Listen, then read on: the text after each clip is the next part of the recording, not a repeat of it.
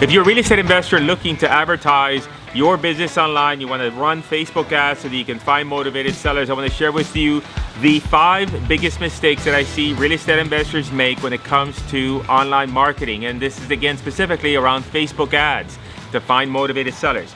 So let's go and look at problem number 1. Problem number 1 is that Facebook has changed and you can no longer hyper target. You have to target the widest area that you feel the most comfortable with, and maybe even go a little bit beyond that. And so typically most real estate investing is done locally, where you're looking to find properties in your local area because you're buying them and you're fixing them up to resell them. But if you are in the virtual wholesaling niche, then the location doesn't really matter to you. And so one of the biggest challenges that I see is that you're trying to target way too narrow, and you're saying, I want leads in this particular city. The best way to target on Facebook is by widening the area. So rather than targeting your city, you want to target your county. That's better than targeting your city. However, if you were to consider grouping a couple of counties together, that is better. And then the best is if you consider just targeting your entire state, because now that's going to give you the best, the largest number of leads for the least amount of price, and that's going to give you the most opportunity. So again, target wider than what you would normally think when it comes to Facebook ads for motivated sellers. Number 2 is that your budgets may be too high.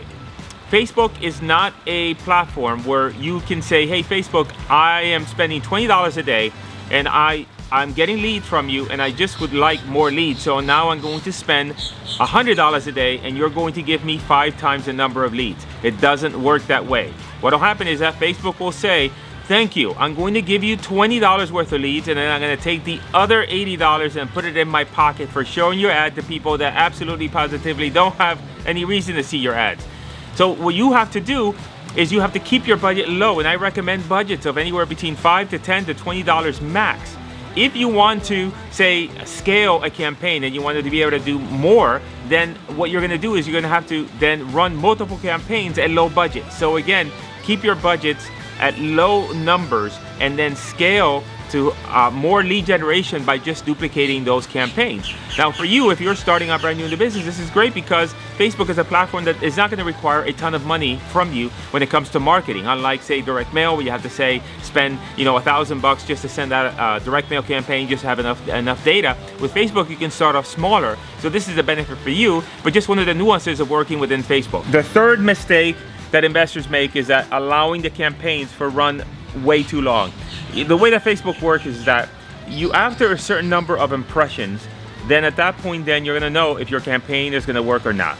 Typically that number is around somewhere between 2,000 to 3,000 impressions. That if you don't have a lead, then you're going to have to pause that campaign and restart it over.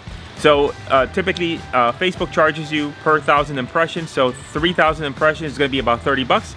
So after spending about $30 to $40, then if you don't have any leads, then at that point then you have to pause the campaign and restart a new one. I have students that just continue to spend money even though they don't have any leads because they are hopeful that Facebook will somehow pick the pace up. Facebook never picks the pace up when it comes to lead generation. They either get it right out of the gate or it's not gonna pan out. So in that scenario, you're better off pausing that campaign, restarting it, and starting a new one, and now that's going to go ahead and put the algorithm back into learning mode to then potentially get you some seller leads. The fourth mistake is not testing enough images and creatives.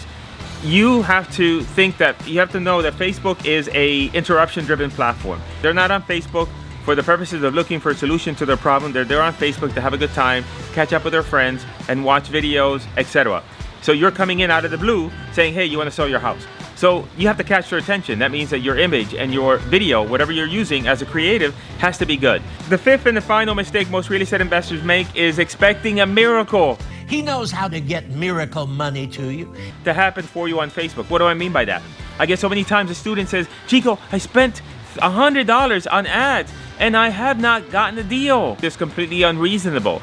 Whenever you're doing any sort of marketing for real estate or any other business, you have got to put enough money in the cash register to test through different scenarios, and then to eventually get to the point where you're profitable. To come in expecting that you're going to spend $100 and get a deal, that's not putting the right expectations, and then you're just going to walk away feeling, oh, it didn't work out, so it's not for me. You didn't give it enough time. All of these marketing endeavors require time. That means that if you're cold calling, that means you need to spend 20, 30 hours cold calling before you say, hey, this is not going to work. If you're doing direct mail, you gotta send out at least 4,000 or 5,000 postcards to at least know if something's going to work out. The same thing with Facebook. Yes, with Facebook, you are putting campaigns together and you're getting initial data, meaning that you're getting leads, so at least you know you're doing something right.